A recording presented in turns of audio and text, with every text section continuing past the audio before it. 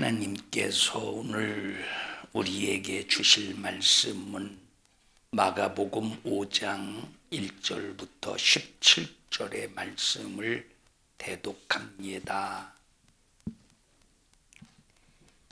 예수께서 바다 건너편 거라사인의 지방에 이르러 배에서 나오심에 곧 더러운 귀신 들린 사람이 무덤 사이에서 나와 예수를 만나다 그 사람은 무덤 사이에 거처하는데 이제는 아무나 쇠사슬로도 맬 수 없게 되었으니 이는 여러 번 고랑과 쇠사슬에 매었어도 쇠사슬을 끊고 고랑을 깨뜨렸음이러라. 그리하여 아무도 저를 제어할 힘이 없는지라. 밤낮 무덤 사이에서나 산에서나 늘 소리 지르며 돌로 제 몸을 상하고 있었더라.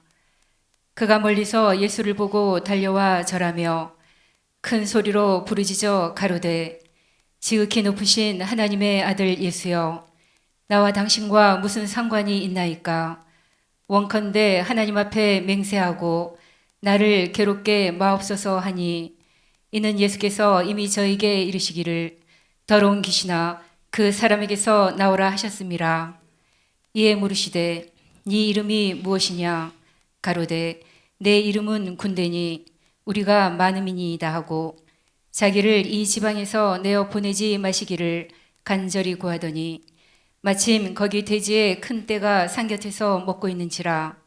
이에 간구하여 가로되 우리를 돼지에게로 보내어 들어가게 하소서 하니 허락하신대 더러운 귀신들이 나와서 돼지에게로 들어가니 거의 2,000마리 되는 떼가 바다를 향하여 비탈로 내리달아 바다에서 몰사하거늘 치던 자들이 도망하여 읍내와 촌에 고하니 사람들이 그 어떻게 된 것을 보러 와서 예수께 이르러 그 귀신 들렸던 자 곧 군대 집혔던 자가 옷을 입고 정신이 온전하여 앉은 것을 보고 두려워하더라. 이에 귀신 들렸던 자의 당한 것과 돼지의 일을 본 자들이 저희에게 고하매 저희가 예수께 그 지경에서 떠나시기를 간구하더라. 아멘. 아멘. 주님의 이름으로 축복합니다. 오늘 말씀이 여러분의 영육 간의 문제를 해결하는 능력의 말씀이 되기를 바랍니다. 이 세계를 보면 눈에 보이는 세계가 있고 눈에 보이지 않는 세계가 있습니다. 눈에 보이는 세계를 말 그대로 육신의 세계, 다시 말하면 세상, 육신의 세계라고 하고 눈에 보이지 않는 세계를 영적인 세계다 이렇게 말합니다. 그런데 눈에 보이는 세계든 눈에 보이지 않는 세계든 영향을 받는 것이 있고 영향을 주는 게 있을 겁니다. 자, 그래서 눈에 보이는 세계든 눈에 보이지 않는 세계든 영향을 주는 세계는 어떤 세계냐? 영적인 세계입니다. 그래서 영적인 이 세계가 눈에 보이는 세계도 움직여가고 영적인 이 세계가 눈에 보이지 않는 세계도 움직여갑니다.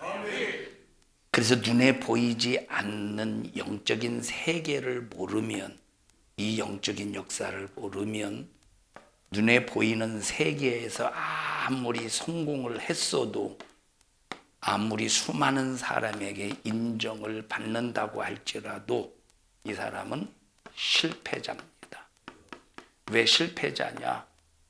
눈에 보이지 않는 영적인 세계를 모르고 눈에 보이는 세계에서만 여기서 성공하고 인정을 받는다는 것은 이것은 결국은 마지막 최후의 육신의 호흡이 중단되는 순간 영원한 지옥을 향해 가기 때문에 실패자입니다. 그래서 우리는 반드시 이 영적인 세계를 알아야 됩니다.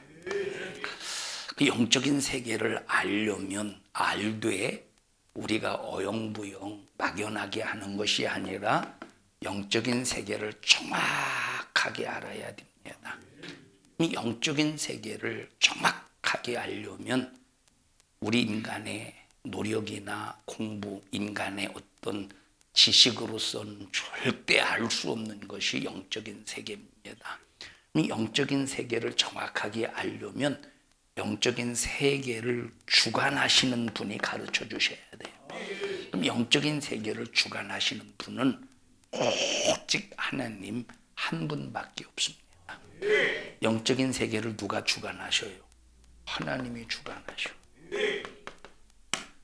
영적인 세계를 주관하시는 그 하나님께서 영적인 세계를 우리에게 알려주시기 위하여 주신 것이 성경입니다.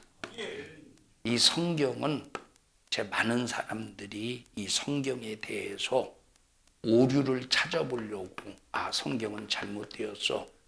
성경은 오류가 많어.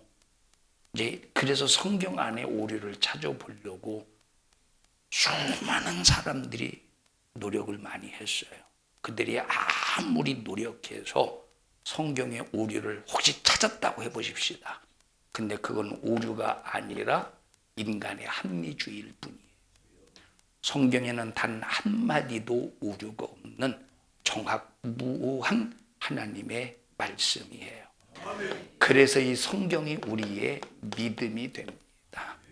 오늘 일부 예배 시간에도 말씀을 드렸습니다만 전 세계 수많은 국가에서 이제 세워진 이 나라의 그 기독교가 어느 신학에 무너지느냐면 자유주의 신학에 무너집니다. 자유주의 신학. 우리 정경희 권사님 자유주의 신학이 뭐라고 그랬어요? 일부 예배. 성경에는 자유주의 신학이 뭐라고 그랬어요? 자유주의 신학이 뭐냐면 성경에는 하나님의 말씀도 있다. 이것이 자유주의 신학이에요. 이것이 그렇구나 하고 우리가 받아들일 수 있는 그런 논리는 절대 아닙니다. 성경은 하나님 말씀도 있는 게 아니에요. 이 말은 성경에 인간의 지식도 있다는 말이에요. 인간의 이론도 있다는 말이에요. 성경은 하나님의 말씀만 있는 거예요. 근데 자유주의 신학은 성경에 하나님의 말씀도 있다라고 만들어서 성경의 권위를 약화시킵니다. 그런데 우리는 절대 자유주의 신학을 받아들일 수 없어요. 성경에는 뭐만 있어요? 인간의 이론, 인간의 지식, 인간의 논리, 인간의 교리 아니에요. 오직 하나님의 말씀만 있습니다. 그래서 우리의 믿음이 되는 거예요. 만약에 하나님의 말씀도 있다면 우리 성경을 믿을 필요가 없습니다. 하나님의 말씀만 있기 때문에 우리가 하나님의 말씀을 믿는 거예요. 하나님의 말씀만 있기 때문에 영적인 세계를 하나님께서 정확하게 아시고 우리에게 성경을 통해서 가르쳐 주시기 때문에 우리는 이 성경을 통해서만 영적인 세계를 알고 깨닫고 분별해야 됩니다.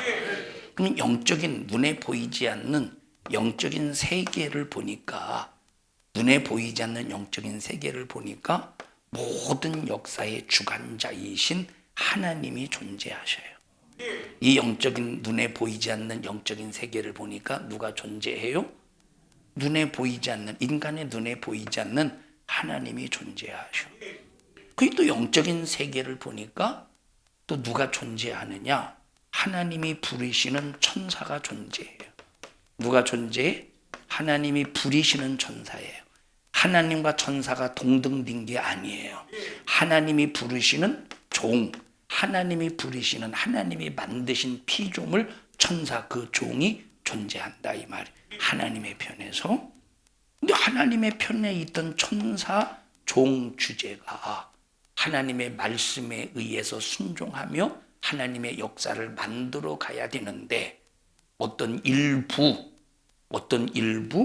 아주 잘못된 천사가 하나님을 도전해서 타락하게 됩니다. 그 타락한 천사를 사단이라고 하고 또 다른 말로는 마귀라고도 그래요. 사단과 마귀의 졸개를 뭐라고? 귀신이라고 그래요. 사단이 뭐냐?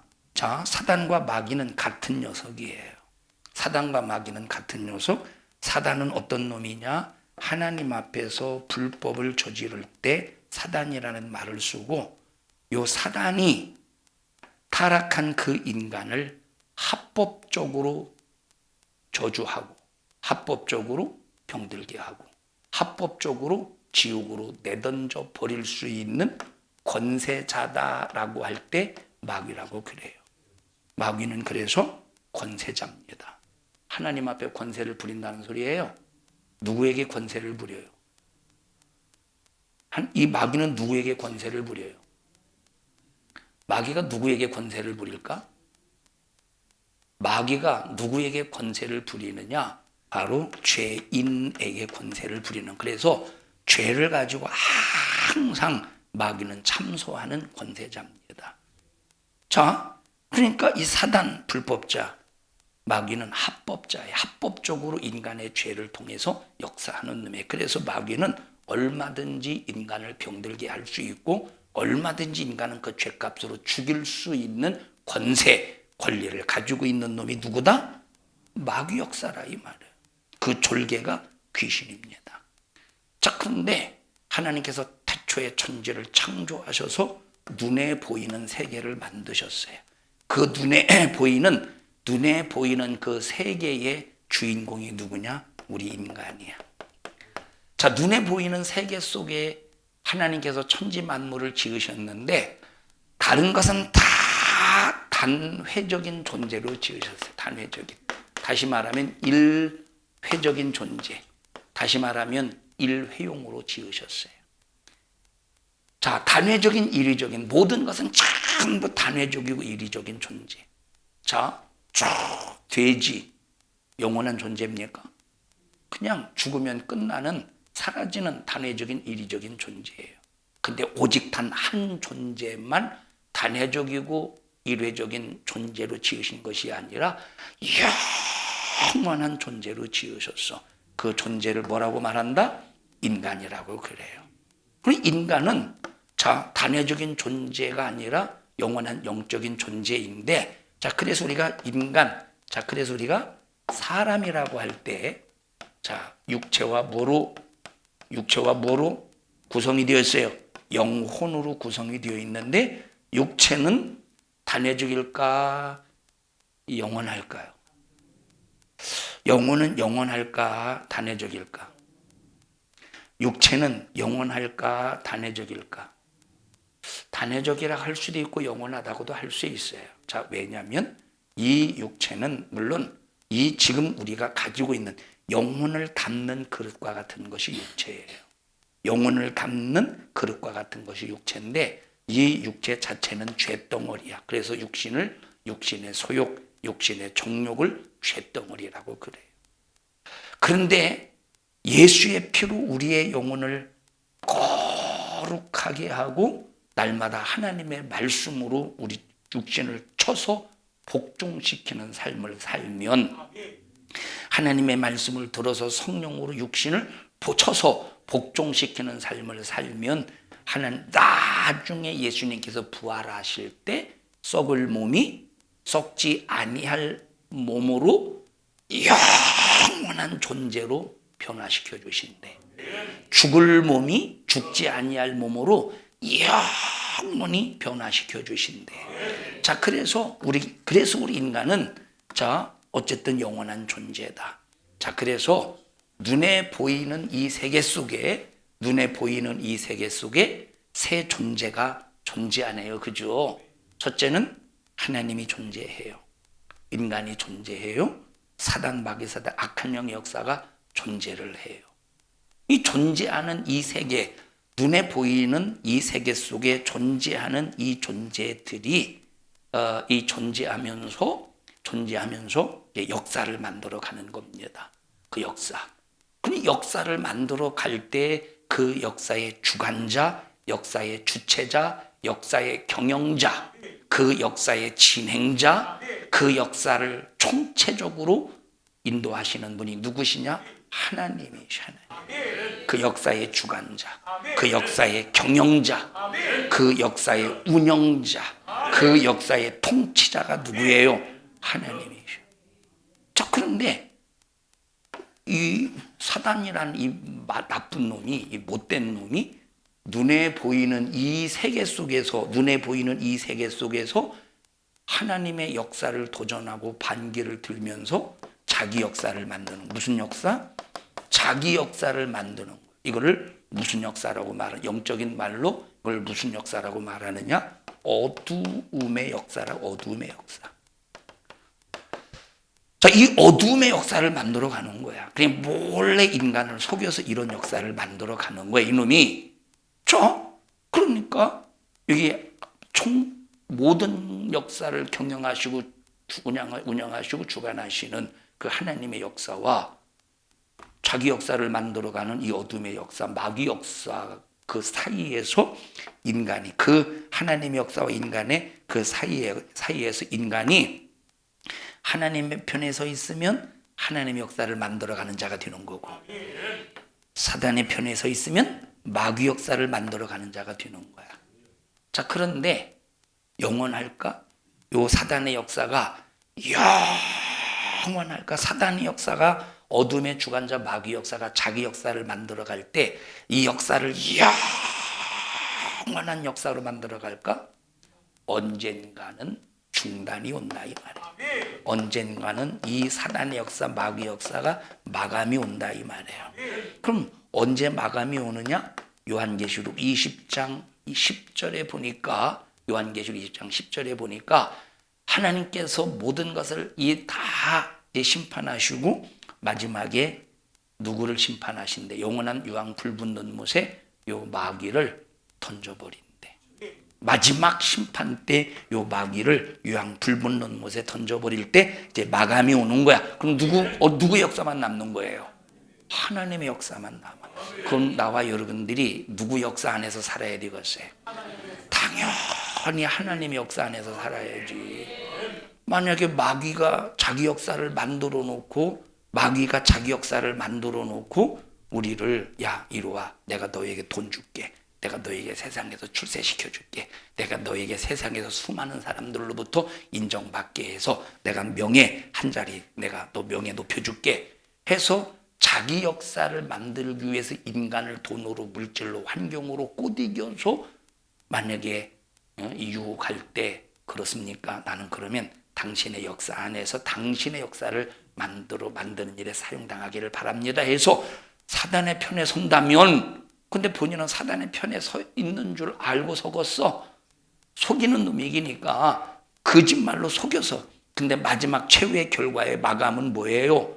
영원한 심판, 영원한 지옥의 마귀와 함께 그 사자들을 위해서 예비된 영영한 불에 집어 던져버리는데, 그래서 우리는 하루하루 살면서 내가 어떤 말을 하든지 어떤 생각을 하든지 어떤 행동을 하든지 이것이 사단이 만들어 놓은 함정이냐, 사단의 유혹이냐, 사단의 역사를 내가 만드는 일에 불의의 병기로 쓰임당하고 있느냐, 아니면 하나님의 역사를 만들어가는 일에 내가 쓰임받고 있는가.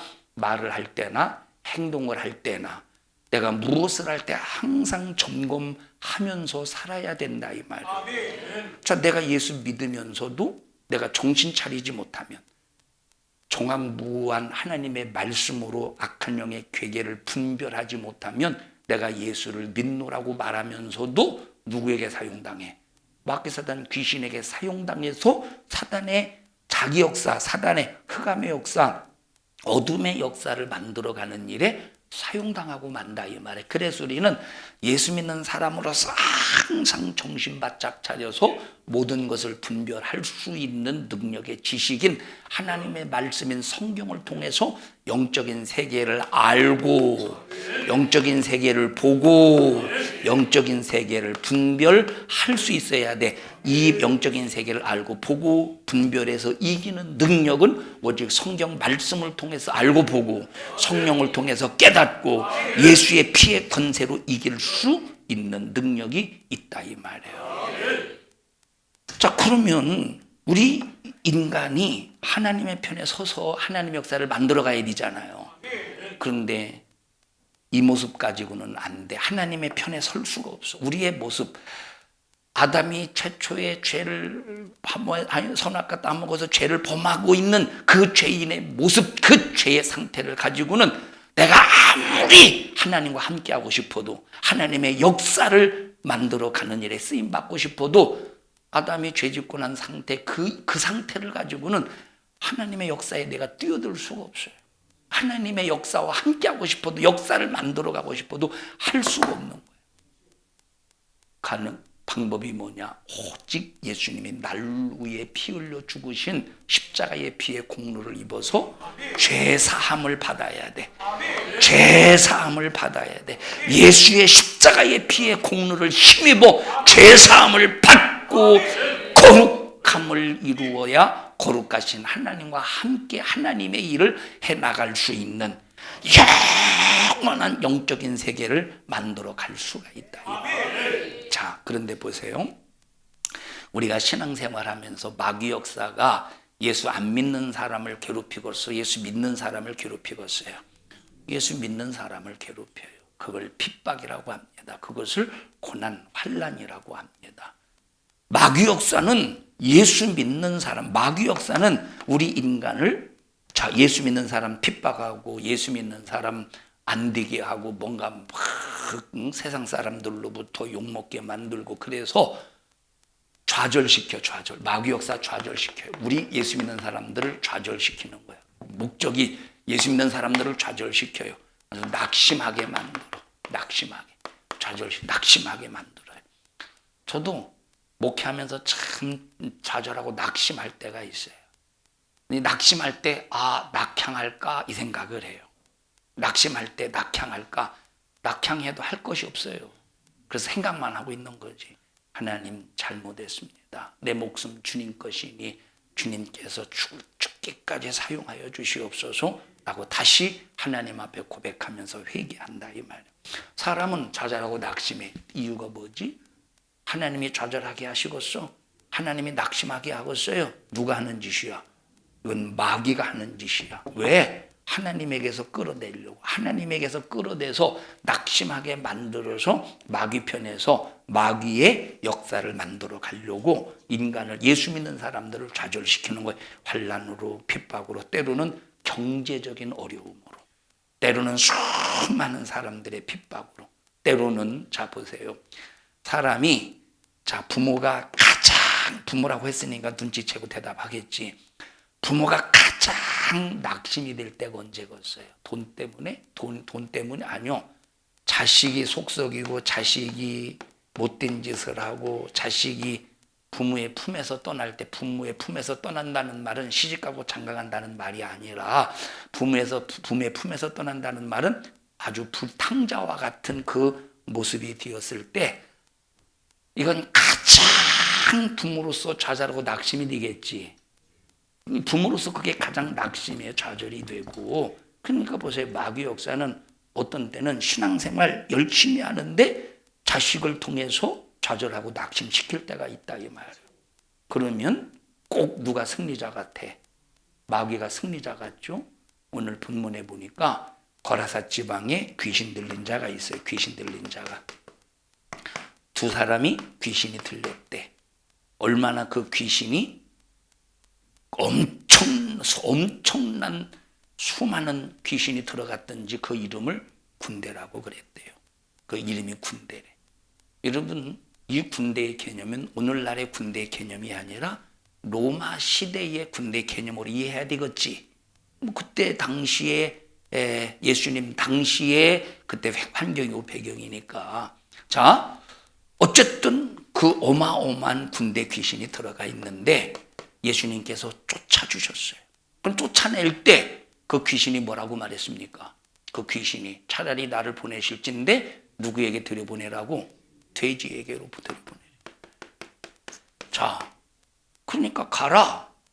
그냥 순식간에 돼지에게 달려드니 돼지가 2,000마리나 한꺼번에 물에 몰사되어서 죽었어요. 자, 그 모습 보고 누가 낙심했어요? 그 모습을 보고 누가 절망했어요? 그 모습을 보고 누가 절망하고 그 모습 보고 누가 낙심했어요? 가다라 지방의 주민들이, 그 사람들이 낙심하고 절망했지. 그리고 2,000마리의 주인, 2,000마리의 주인들, 돼지 2,000마리의 주인들. 이거 한 사람, 2,000마리가 한 사람 몫이 아니었을 겁니다.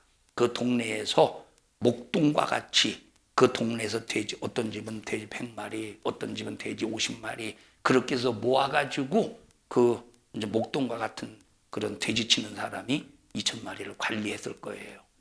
그리고 주인들이 자기의 생계와 같은, 생계인지 생존인지 생존과 같은 돼지인지, 생활을 위한 돼지인지 생계를 위한 돼지인지 생존을 위한 돼지인지는 모르겠습니다만 어쨌든 경제적으로 상당히 치명타를 입었지. 낙심이지 좌절이지. 그러니까 마귀 역사, 귀신 역사는 이렇게 좌절하게 만들어서 누구를 배타시켜? 예수를 배타시키는 거예요. 예수를 받아들이지 못하게만. 그래서 우리 지방에서 떠나시기를 간구하더라. 자, 이게 바로 마귀 역사, 우리 인간을 좌절시키는. 그래서 이거 볼 때 누가 승리한 것 같아요? 귀신이 승리한 것 같아? 예수님이 승리한 것 같아요? 이거 겉으로 볼 때는 귀신이 승리한 것 같다니까. 귀신이. 그러면 가다라 지방의 사람이 그럴 수 있지 않겠습니까? 당신은 구세주라며, 당신은 구원주라며, 왜 우리 가정을 망칩니까? 우리 경제를 왜 망칩니까? 당신이 구세주라면 우리 가정을 흥하게 하고 경제를 흥하게 하고 경제를 부흥시켜야 되는데 왜 당신이 무엇 때문에 우리 가정의 경제를 이렇게 망치느냐고. 귀신이 승리자 같고 예수님이 꼭 패배자 같다니까. 귀신이 승리자 같고. 그런데 보세요, 귀신의 사명이 있어. 귀신은 본능적으로 그게 바로 뭐냐? 인간을 괴롭히고, 이게 본능이야. 인간을 괴롭히는 게 본능이에요. 인간을 죽이고 사망케 하는 것이 귀신의 본능이에요. 한번 잘 생각해 보십시다. 그러면 만약에 이 두 사람 속에서 역사하던 그 귀신이 돼지떼에게로 들어가서 돼지를 죽이지 않았다면 그 본능을 누구에게 사용했을까? 마을 사람에게 사용했다니까. 만약에 그 귀신이 돼지를 죽여서까지라도 자기의 그 본능, 사망, 죽이는 일에 그 사명을 이루었다. 이건 본능이야, 본능. 죽이는 게 본능이라니까. 죽이는 게 본능. 예수님께서 만약에 돼지에게로 보내지 않았다면 이 두 사람에게서 나온 귀신은 어쨌든 자기가 활동하던 공간, 그 두 사람이죠. 활동하던 공간이지, 활동하던 집이지, 그 집에서 나왔기 때문에 어딜 찾겠어? 다시 자기가 들어가서 살 집을 찾지 않겠어요? 다시 자기가 살 집을 들어가서 찾지 않겠어? 그러니까 그 집을 어디서 찾겠어요? 그 마을에서 찾는 거예요, 마을에서. 그러면 결국 어떻게 되겠습니까? 그 마을이, 여기 두 사람은 귀신에게서 자유했지만 그 마을이 다시 그 수많은 군대라니까. 한두 마리야, 그 귀신이. 군대라는 귀신이 수천만, 그 로마의 군대 개념이니까 수천 마리의 그 군대, 그 귀신이 각자 한 사람씩에만 그 가다라 지방의 사람들 한 사람에게씩만 들어가 봐. 얼마나 사납게 만들고, 얼마나 자기 몸을 학대하면서 그 동네 사람끼리 서로 치고받고 싸우게 만들겠는가. 그러니까 보세요. 예수님은 차라리 경제적인 손해를 일으켜서라도 영혼은 살리겠다는 거예요. 사람은 살리겠다는 거예요. 여러분들이 신앙생활하면서, 자, 예를 들어 보십시다. 하나님 앞에 하나님이 받으시는 예배를 드리고 이제 집에를 갑니다. 예를 들어서예요. 그렇게 되라는 게 아니요. 또 어떤 사람은 목사가 설교하면서 저주 안에 그러지 말고, 절대 저주가 아닙니다. 예를 들어서요. 자, 여러분들이 예를 들어서 막 하나님 앞에 예배를 드리고 집으로 돌아가요. 막 얼마나 기쁜지 몰라. 그런데 가다가 교통사고 났네. 차가 완전히 박살났다고 해보십시다. 완전히 찌그러서 형체를 알아볼 수가 없어. 차 원래 형체를 폐차시켜야 돼. 그런데 신기하게 사람은 멀쩡해. 자, 그럼 우리가, 아니 하나님이 어찌 이럴 수가 있느냐고. 내가 다른 데 갔다 오는 거야? 내가 노래방 갔다 오는 거야 지금? 내가 지금 술집 갔다 오는 거야 지금? 하나님 앞에 예배를 드리러 갔다 오는데, 그것도 말씀 듣고 내받고 하루 종일 주일 하나님을 높이고 경배하며 정말로 내게 주신 그 충성의 직분의 사명을 잘 감당하고 내가 돌아오는데 하나님이 어찌 이럴 수 있습니까? 왜 안 지켜주십니까? 라고 원망하겠지. 근데 우리는 이것을 영적으로 바라봐야 된다. 이야, 차가 찌그러지지 않았으면 내 육체가 찌그러졌을 텐데, 차가 박살나지 않았으면 내 육체가 박살났을 텐데, 차가 폐차를 지키지 않았다면 내 육체가 폐차가 되어서 내 육신의 목숨이 끊어졌을 텐데, 하나님이 나를 지켜주셨고, 찌그러뜨린 놈은 누구야? 마귀가 나를 죽이려고 찌그러뜨렸지만 하나님, 왜? 마귀는 이 본능, 이 귀신의 사명은 뭐예요? 죽이고 멸망시키고 파괴시키고 찌그러뜨리는 게 귀신의 사명이라니까. 그런데 하나님은 나를 지키시고 나를 보호하시고 나를 찌그러뜨리지 않게 하시기 위해서 뭘 내주신 거야? 차라리 자동차는 내줬다 이 말이에요. 하나님의 은혜 앞에 감사할 수 있어야 되는 거예요. 넘어졌어. 예배드리러 가다가 넘어져 물이 다 다리가 깨졌어. 하나님, 이럴 수 있습니까? 다른 곳 예배드리러 갔다 오는데 교회 가다가 넘어지게 갔다 오다가 깨지게 하나님 이럴 수 있습니까? 그게 아니라 하나님 감사합니다. 만약에 넘어져서 다리를 안 다쳤으면 머리를 다쳐서 내가 이 세상 사람이 아닐 텐데, 하나님 머리 대신에 다리를, 왜? 귀신은 어쨌든 그 귀신의 본능, 하고자 하는 그 본능의 일이 있다니까. 이거는 말려도 안 되는 놈이요. 이건 말려도 안 되는 놈이라니까. 여러분, 배고픈 사람이 지금 허기져가지고 먹을 것이 있어. 말린다고 안 먹겠어? 말린다고 안 먹겠느냐 이 말이에요. 유은이 앞에 감자튀김을 놔봐. 말린다고 안 먹겠어요? 먹죠. 유은이가 감자튀김을 가장 좋아한대요. 말린다고 안 먹겠어? 그보다 더 본능이 귀신의 그 죽이는 본능, 인간을 괴롭히는 본능이라 이 말. 그런데 보세요. 겉으로 볼 때는 예수 믿는 사람이 패배자 같다니까. 겉으로 볼 때는 예수 믿는 사람이 세상에 의해서 무너지고 박살나는 것 같다니까. 그런데 아니래. 아니래. 승리자래 우리가. 그래서 지난 수요일인가요? 말씀드렸죠. 무너졌도다. 무너졌도다. 읽어보십시다. 한 군데는 14장 한번 읽어보고 요한계시록 14장 한번, 먼저 14장 한번 읽어보십시다. 요한계시록 14장 8절 보십시다.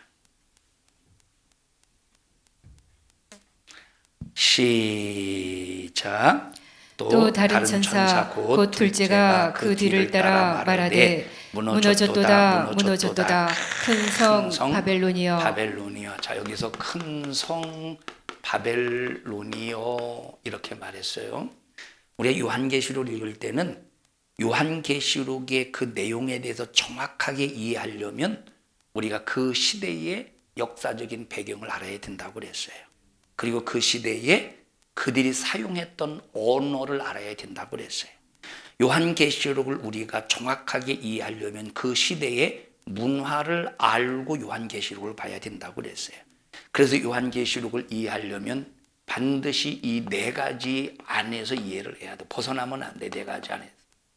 자, 하나는 역사 안에서, 하나는 문화 안에서, 하나는 그 시대의 역사. 그 시대의 역사는 지금 누가 로마를 점령하고 지배하고 있죠. 황제가 누구지? 도미티안이에요. 도미티안이 자기가 황제의 자리에 앉아서 어떻게 로마를 치리했는가, 그걸 알아야 돼요. 도미티안은 자기가 황제의 자리에 앉아서 자기를 신으로 선포했어요. 자기를 자기를 하나님으로 선포했어요. 그래서 가장 기독교인들을 아주 잔인하게 핍박했던 주인공이에요. 문화 안에서, 언어 안에서. 자, 그래서 언어 안에서 보좌라고 할 때는, 자, 오직 보좌는, 이 보좌에 앉으실 분은 하나님밖에 없어요. 보좌에 앉으실 분은 누구밖에 없어요. 하나님만 보좌에 앉으시는 분이. 근데 이걸 누가 흉내내느냐?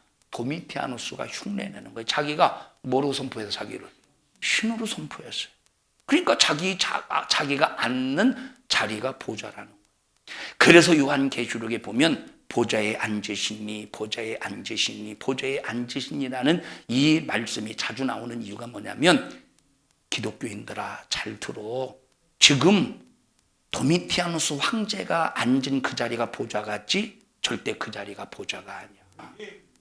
정말로 보좌는 하나님이 앉으신 자리가 보좌예요. 그럼 보좌가 어떤 곳이냐? 보좌는 통치가 나오는 통치가 이루어지는 장소가 보좌예요. 심판이 이루어지는 장소가 보좌예요. 마지막 최후 영광이 돌아가는 장소가 보좌예요.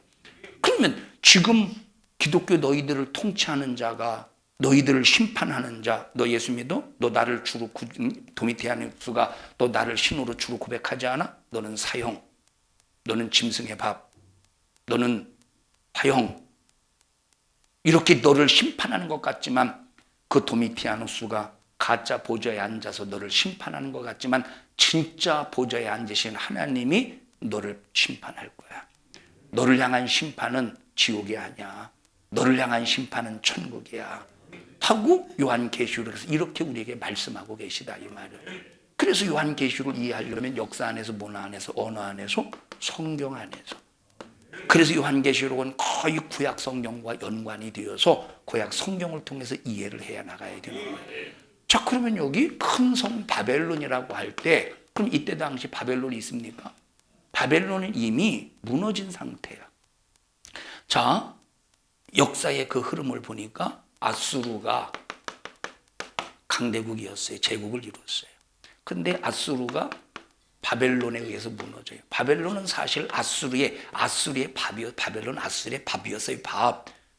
그런데 그 밥에 의해서 먹혔어. 아수르가 무너지고 바벨론이 바사에 의해서, 메데 바사에 의해서 무너졌어요. 바사가 그리스에 의해서 무너졌어요. 자, 근데 이렇게 무너지고 그 다음에 로마가 그리스를 무너뜨렸어요. 이미 자, 로마 전 그리스, 그리스 전 바사, 바사 전 바벨론, 그 시대의 바벨론 이미 벌써 몇백 년 전에 무너졌다니까? 몇백 년 전에 무너진 도시야. 무너진 나라의 제국이야. 근데 여기 큰 성 바벨론이야. 그런데 이것을 자, 비유적으로 설명한 개념이기 때문에 큰 성 바벨론 여기서 뭘 말해주느냐? 로마 제국을 말해준다, 이 말이에요. 그리고 요한계시록 17장에 보면 큰 성 바벨론이 로마 제국임을 표현하고 있음을 알 수가 있어요. 여러 가지 비유적인 설명을 통해서. 뭐가 무너졌대? 큰 성 바벨론이 무너졌대. 그러면 이거 지금 언제 기록하고 있는 거예요? 요한계시록을 로마 제국이 지배하고 있을 때, 로마 제국이 번성하고 있을 때 기록한 말씀이 요한계시록이야. 근데 여기 뭐라고 말해요? 무너질 것이다요? 무너졌도다요? 아니, 아직 지금 로마 제국이 번성하고 지금 이 도미티아누스 황제 당시 감히 누가 로마 제국을 무너뜨리고 할 수가 없다, 이 말이에요. 왜? 견고하기 때문에. 그런데 무너졌대. 이게 무너진 겁니까? 아직까지 도미티아누스 황제의 로마 제국을 통해서 기독교인들이 받는 수치와 모욕과 환난과 핍박은 인간으로서는 감당할 수 없는데 무너졌도대. 하나님이 장난하는 것도 아니고 무너질 것이다도 아니고 무너졌대. 하나님이 장난하는 것도 아니고 지금 안 무너져서 지금 로마 제국의 기독교인들을 그렇게 고통스럽게 하는데 뻔히 눈에 보이는데 무너졌대. 이건 2살짜리도 알아, 안 무너진 거를. 근데 하나님은 무너졌다고 말씀하시는 거예요. 이 말은 이것은 이미 무너진 것이나 마찬가지라는 거예요. 이미 무너진 거나 마찬가지라는 거예요. 이것은 이미 무너졌다니까. 이미 응? 주희야, 목사님하고 너하고 씨름하면 누가 이길 것 같아? 확실해? 제가 이긴대요. 그러면 이긴 거요? 이길 거요? 이길 것 같아? 이긴 거야? 이긴 거라. 아직 씨름을 안 했지만 누가 이긴 거야? 내가 이긴 거예요. 까불지 마. 할 수 있다니까? 나와봐. 진짜 씨름 안 할 테니 걱정하지 말고 나와. 이제 좀 이따 5분 후에 씨름을 하나, 5분에 씨름을 해요. 누가 이기겠어요? 당연히 내가 이겨요. 이것까지 의심하네. 누가 이기겠어? 내가 이겨요. 너 나 이기겠어? 제가 이겨요. 그러니까 난 자신 있게 말할 수 있어. 내가 너 이길 거야? 이렇게 말하겠어요? 이긴 거야. 이렇게 말하겠어요? 나는 이긴 거라고 말한다니까. 이긴 거라고. 까불지 마. 함부로 하지 마. 들어가. 이긴 거예요. 이미 예수님과 예수님과 사단은 싸움의 상대거리가 안 되는 거예요. 이긴 거예요, 진 거예요? 예, 하나님이 이긴 거라니까. 이건 이긴 거야. 그러니까 우리가 예수 안에 있으면 이길 거요, 이긴 거야? 이긴 거예요. 예수 안에 있으면 이길 거야, 이긴 거야? 이긴 거야. 핍박 속에 있어도 환난 속에 있어도 이긴 거예요. 여기 돼지 2,000마리가 한꺼번에 물에 몰사됐어. 패배자 같죠. 여기 자유해서 두 사람이 귀신에게서 자유했어요. 근데 돼지 2,000마리가 물에서 몰사했어. 돼지 2,000마리가 물에서 몰사됐기 때문에 패배자 같다니까. 그런데 하나님은 이미 이기신 거예요. 자, 여러분들이 신앙생활하면서 수많은 어려운 문제가 있어. 경제적인 문제, 때로는 육체의 질병, 때로는 뭔가 해도 안 되는 것 같아. 막힌 것 같아. 여러분, 그러나 여러분은 예수 믿어서 수많은 방해 역사 속에서 안 되는 것 같다 할지라도 여러분은 누구야? 무너졌도다. 이미 마귀 역사를 무너뜨린 하나님 편에 있는 승리자라. 그래서 우리가 할 일이 뭐냐? 항상 하나님께 붙어 있는 일만 하면 돼. 내가 하나님의 역사 안에 들어가서 하나님께 들어가서 하나님의 역사 안에서 하나님의 역사를 만들어가는 자로 내가 그런 삶을 살기만 하면 나는 덩달아 주님으로 승리자가 되는 거예요. 자, 지난번에 또 얘기했잖아요. 면류관에 대해서 읽어보십시다. 한번 어디를 읽어보냐면 요한계시록 19장 한번 읽어보셔요. 많은 면류관을 썼더라.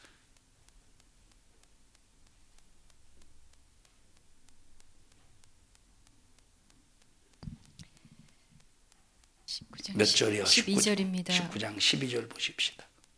19장 12절 시작. 그 눈이 불꽃 같고 그 머리에 많은 면류관이 있고 또 이름 쓴 것이 하나가 있으니 자기밖에 아는 자가 없고. 자, 여기 지금 많은 면류관을 썼대요. 많은 면류관. 그럼 이 요한계시록 19장에 있는 말씀은 어떤 말씀이냐면, 자, 이렇게 핍박받고 있던 그리스도인들이 순교의 정신 속에서 요한계시록은 그 믿음을 뭐라고 표현했느냐? 하나님의 말씀과 예수의 증거라고 말했어요. 예수의 증거. 이것을 통해서 충성된 증인의 삶을 사는 사람을 그리스도인으로 말했어요. 하나님의 말씀과 예수의 증거자가 되어서 끝까지 충성된 증인으로서의 삶을 사는 사람은 뭐라고 말했어요? 이 사람을 진짜 그리스도인이라고 말하는 요한계시록에서. 자, 그러니까 이 그리스도인들이 하나님 편에서 끝까지 환난 속에서도 승리하는 거예요. 그런 승리자를 예수님께서 공중에서 불러올리신대. 우리의 이름을 불러가면서 아무개 할 때 그 이름이 들려지는 순간 달의 힘을 얻어서 썩을 몸이 썩지 아니할 몸으로 변화되어서 어디에서 만난대? 공중에서 만나서 공중에서 혼인잔치를 벌이신다. 자, 그럼 공중에서 혼인잔치가 다 끝난 다음에 어떻게 하느냐? 자, 혼인잔치에 참여하는 사람을 신부다 이렇게 말해줘. 성경은 신부다 이렇게 말해. 예수님을 신랑이라고 말해서. 그래서 신랑과 신부가 공중에서 혼인잔치가 끝난 다음에 신부와 함께 신랑이 백마를 흰 말을 타고 이 지상에 내려오신다고 성경은 말하고 있어요. 그러면 이 지상에서 내려와서 가장 먼저 하시는 일이 뭐래? 요한계시록 19장에 보니까 가장 먼저 하시는 일이 바로 뭐냐면, 자, 혼인잔치가 벌어졌어요. 혼인잔치가 끝나서 공중에서, 어디에서 혼인잔치가 벌어져? 공중에서 구별된 사람만, 여기 지금 끝까지 믿음을 지킨 사람, 충성된 증인으로서 끝까지 믿음을 지킨 그리스도인들만 공중에서 혼인잔치가 벌어지고, 요한계시록 19장에서 이제 흰말을 타고 신부와 함께 내려오신다 이 말이 땅에. 그리고 가장 먼저 하시는 일이 바로 뭐냐면, 가장 먼저 하시는 일이 첫째 뭐냐면 적그리스도를 어떻게 하신대? 적그리스도와 거짓 선지자를 어떻게 하신대? 마귀보다 1000년 먼저, 악한 마귀 사단 계심보다 1000년 먼저 불과 유향못으로 던져버리신대. 읽어보십시다. 19장 마지막 절 한번 읽어보십시다. 19장 19절부터 읽어보십시다. 19절 시작. 또 내가 봄에 그 짐승과 땅의 임금들과 그 군대들이 모여 그 말탄 자와 그의 여러분 세상에 여러분 땅의 임금들과 그 군대들이 모여 그 말탄 자와 그 군대들로 더불어 전쟁을 일으키다가 지들이 아무리 예수님과 전쟁을 일으켜봐 이길 수 있는가? 이길 수 있어요? 예수님은 승리자입니다. 자, 그 다음에 20절 시작. 짐승이 잡히고 그 앞에서 이적을 행하던 거짓 선지자도 함께 잡혔으니. 여기서 말하는 짐승은 뭐라고 말했어요? 여기서 말하는 짐승은 적그리스도라고 말했어요. 왜 짐승이 적그리스도인가라고 말씀드렸어요. 자, 여기서 말하는 짐승은 적그리스도야. 그 적그리스도와 짐승과 누구와? 거짓 선지자를 어떻게 한대? 산채로 유황 불붙는 못에 집어 던져버린대. 이것이 첫 번째 유황 불붙는 못의 심판이에요. 자, 두 번째, 이거 함께 동시에 뭐를 해요? 짐승의 표받은 사람들을 하나님의 예수님의 신랑의 입에서 나오는 말씀의 검으로, 이한이라고 할 때 이는 예리한이라는 뜻이에요. 말씀의 검으로 짐승의 표받은 사람들을 싹 다 죽여버린대. 싹 다 죽여버린대. 자, 그 다음에 이 요한계시록 20장 보십시다. 20장 10절 보세요. 시작. 또 저희를 미혹하는 마귀가 불과 유황못에 던지우니. 자, 두 번째 누구를 불과 유황못에 던져버린데 마귀를 불붙는 유황못에 던져버린데, 근데 그 유황 불붙는 못에 누가 먼저 있대? 거기는 누구도 있대? 짐승과 거짓 선지자도 있대. 거짓 선지자도. 그러니까 마귀보다 하나님이 얼마나 거짓 선지자 적그리스도에 대해서 얼마나 하나님께서 진노하시고 분노하셨으면 지긋지긋한 하나님의 도전자 마귀 역사보다 먼저 적그리스도 거짓 선지자를 먼저 유황 불붙는 못에 집어 던져버리겠느냐 이 말이에요. 얼마나 적그리스도 거짓 선지자 미혹하는 자를 얼마나 분하게 여기시면, 여러분 이 거짓 선지자는 기독교 교회 밖에 있는 거짓 선지자도 많지만 교회 안에 있는 거짓 선지자도 많다 이 말. 성경을 잘못 가르치면, 아까 말했듯이 자유주의 신학으로 성경을 가르치면 거짓 선지자 되는 거예요. 하나님이 얼마나 분하시면 마귀보다 먼저 보내었어. 자, 그 다음에 유황 불붙는 것에 던져지는 자가 누군가 보십시다. 20장 13절인가? 네. 13절 시작. 바다가 그 가운데서 죽은 자들을 내어주고 또 사망과 음부도 그 가운데서 죽은 자들을 내어주매 각 사람이 자기의 행위대로 심판을 받고 사망과 음부도 불못에 던지우니 이것은 둘째 사망 곧 불못이라. 사망과 음부가 이제 전부 다 어디에 던져진대? 유황 불붙는 못에 던져. 그럼 사망과 음부 안에 지금 누가 들어가 있어요? 그래서 지금 예수 안 믿고 그리고 예수 믿다가 타락을 하고 예수 믿다가 예수 저버린 사람들이 가는 지옥이 어디라고 해요? 지금 그것을 사망과 음부라고 그래요. 가는 그곳이 음부라고, 사망이 되어서 사망에서 가는 곳이 음부라고 그래.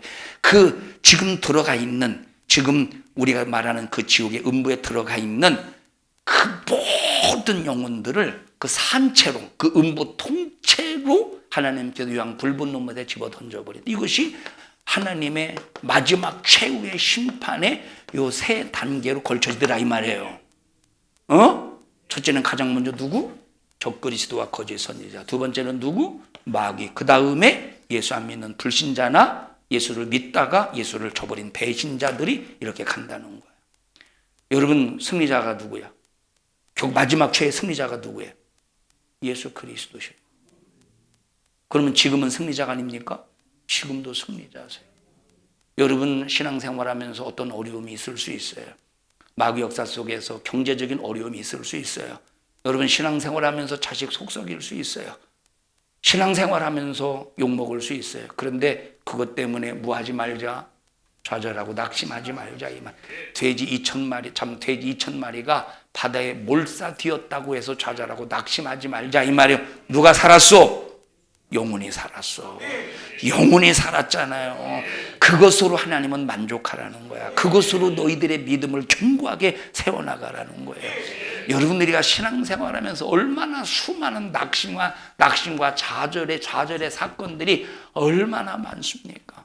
우리 인간은 연약하기 때문에 연약해요, 강해요, 여러분. 여러분 강한 사람이 있죠. 강한 사람. 근데 강해서 강한 게 아니에요. 강한 척하는 거지. 여러분, 자, 여자들은 그렇게 못하죠. 남자들은 이제 싸워요. 남자들은 싸울 때 어떻게 싸우느냐? 너 이리 와봐, 이 자식아. 너 이리 와. 이리 오라니까? 네가 가면 되잖아. 근데 오라는 거야.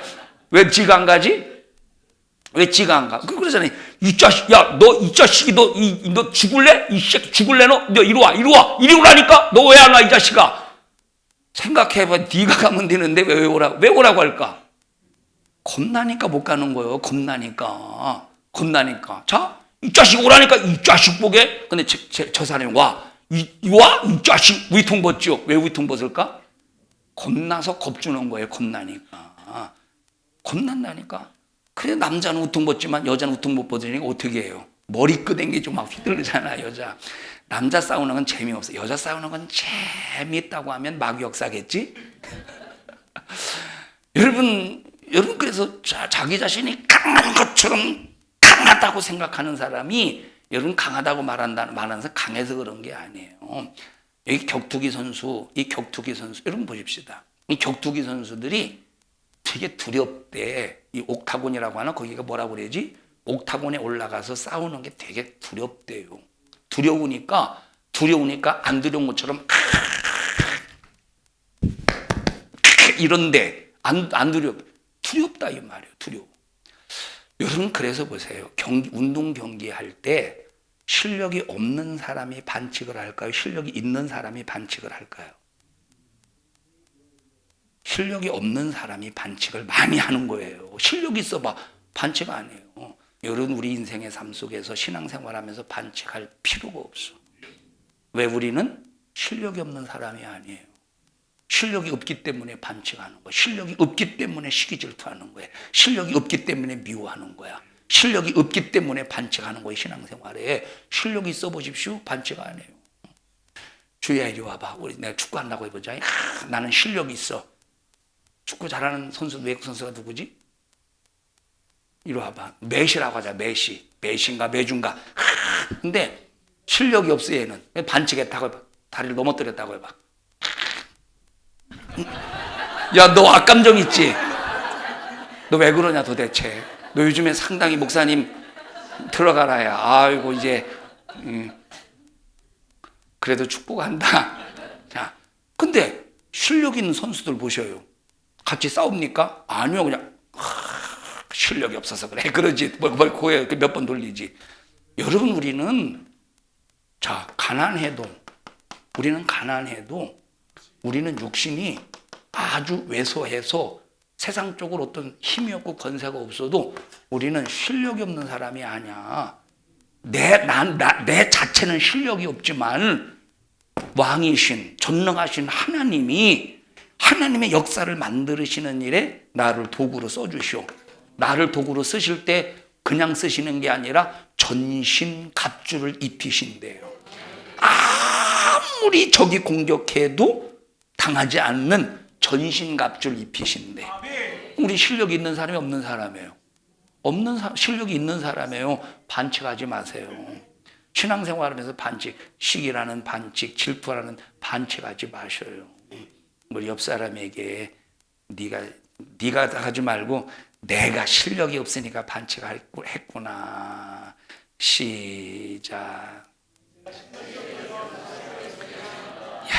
옆 사람에게 집사님, 성도님, 권사님에게는 참 실력이 있어서 오늘까지 이렇게 반칙 안 하고 열심히 참 존경스럽게 신앙생활 했네요. 시작.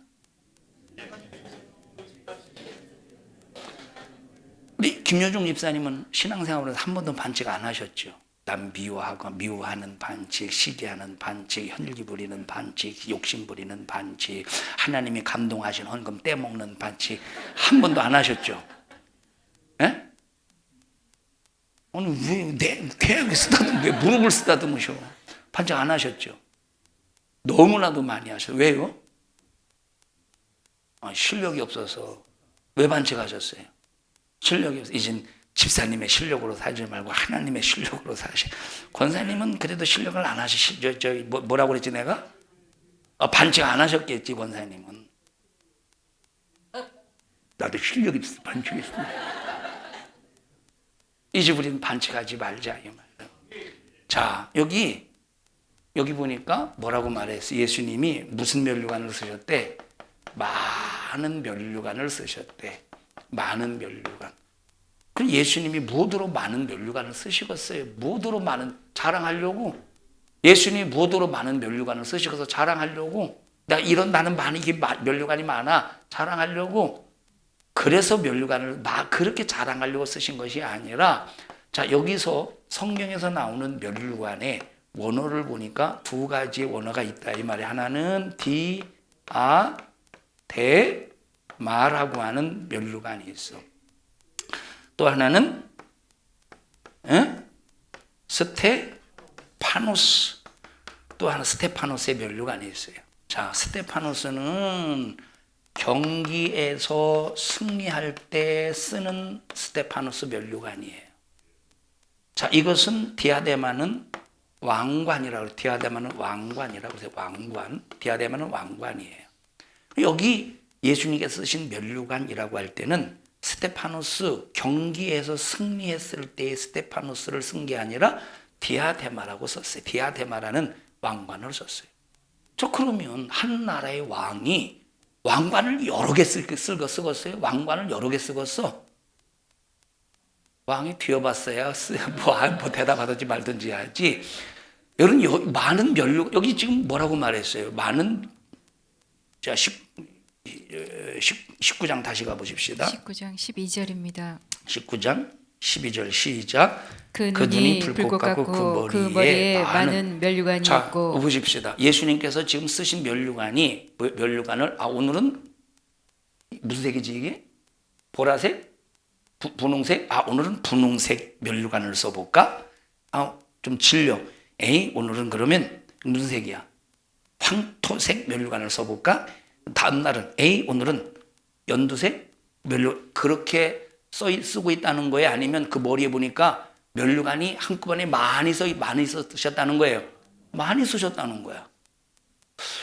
왜 예수님이 많은 면류관을 쓰셨겠느냐 이 말이에요. 자, 그래서 아까 말했듯이 요한계시록을 이해하려면 그 시대의 역사와 문화를 이해해야 되는데 역사를 알아야 돼. 자, 그래서 그 역사를 보니까 지금 그때 당시는 전쟁을 나갈 때 항상 왕이 나가요. 왕이 나가서 진두지휘를 합니다. 우리나라의 전쟁은 돌격 앞으로 그래서 부하부터 보내지. 돌격 앞으로 전 뒤에서 돌격 앞으로 그래서 뒤에 있다가 너는 안 나가 빵 그래서 죽이죠. 근데 이 유럽의 전쟁은 돌격 앞으로가 아니라 나를 따르라요. 그래서 항상 장관이 또는 왕이 먼저 앞장선다 이 말이에요. 그렇게 해서 진두지휘에서 어느 나라를 무너뜨려 점령해서 그러면 그 앞에 왕 앞에서 그 점령을 한 그 왕을 무릎 꿇려서 그 왕관, 그 패배한 그 왕관을 빼앗아서 머리에 쓰는 거야. 이해하셨어요? 그러면 예수님의 머리에 있는 많은 면류관은 어떤 면류관이라는 거예요? 승리의 면류관인데 어디에서? 여기 스테파노스는 경기에서 승리야? 여기 그러면 예수님이 쓰신 면류관 어떤 면류관이냐? 전쟁에서 승리한 면류관이라 이 말.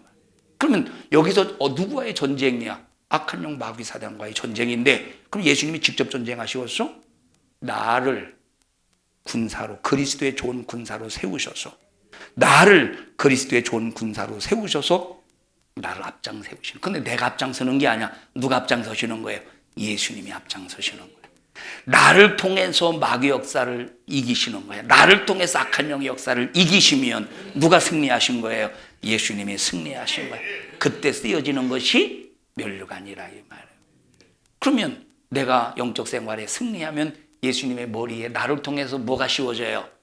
디아데마가 씌워지는 예수님의 머리에. 그럴 때 얼마나 내가 천국 가면, 주님의 나라 가면 얼마나 하나님께서 나를 대견스럽게 여기시겠습니까? 그래서 우리는 영적 생활, 신앙 생활에 반드시 하나님 편에서 승리해야 되는데, 마귀 역사는 나를 좌절시키고 낙심을 시키지만 좌절하고 낙심하지 말자 이 말이에요. 무너졌도다. 우린 이긴 싸움이라는 거야. 이긴 싸움이기 때문에 우리는 뭐만 하면 되느냐? 버티면 되는 거요. 버티면. 어떻게 하면 돼요? 버티면 되는 거예요. 버티면 되는 거예요. 그냥 하나님이 가라 그러면 가면서 버티면 되는 거예요. 이리 와봐. 또 내가 아무래도 얘한테 다칠 것 같은데 지금. 자, 하나님이 가라 그러셨어요. 가세요. 근데 얘가 막 흔들어 댄다고 해봐. 막 흔들어 대봐. 너무 세게 하지만 나 힘없어. 그럼 버티면 되는 거예요. 버티면 되는. 괜히 서가지고 네가 왜 흔들어 할 필요가 없다 이 말. 그냥 하라는 거 하기만 하면 돼요. 버티면 되는 거예요. 주일 지키라면 주일 지키면 되고, 우상 숭배하지 말라면 우상 숭배하지 않으면 되고, 뭐 하면 돼요? 버티면 되는 거예요. 그러니까 뭐가 문제냐? 버티지 못하고 낙심하고 좌절하니까 문제가 되는 거예요. 버팁시다. 그래서 견디래. 그래서 얼마나 견디느냐의 싸움이 영적인 싸움인 거예요. 승리는 누가 하신대? 주님이 하신대. 좌절하고 낙심하지 맙시다. 여러분, 좌절하고 낙심하면 일어설 힘이 없어요. 그 찬송이 있지? 일어설 힘 전혀 이런 찬송이 찬양이 있잖아요. 좌절하고 낙심하면 일어설 힘이 없어요. 그래서 우리는 항상 하나님 나 좌절하지 않도록 내 손 꼭 붙잡아 주세요.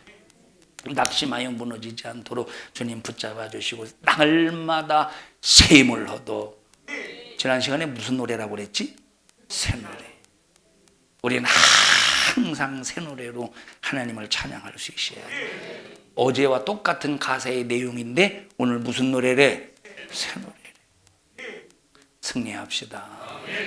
하나님이 우리를 승리케 하신대. 나는 패배할 수밖에 없어요. 나는 좌절 낙심할 수밖에 없는데 하나님이 승리하게 하시니 승리하기를 주님의 이름으로 축원합니다.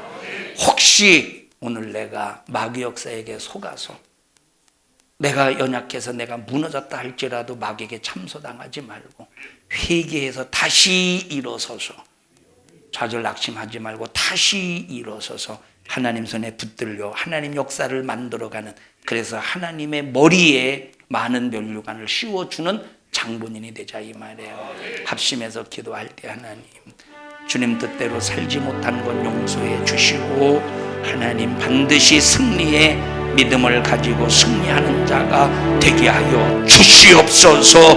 우리 주여 3번 부르시고 통성으로 기도합니다. 주여, 주여, 주여. 하나님 고맙습니다. 연약한 저희들 패배할 수밖에 없고 좌절 낙심 절망하여 주저앉을 수밖에 없는 저희들입니다. 우리는 확실하게 예수 편에서 예수로 전신갑주 입어 승리케 하여 주시옵소서.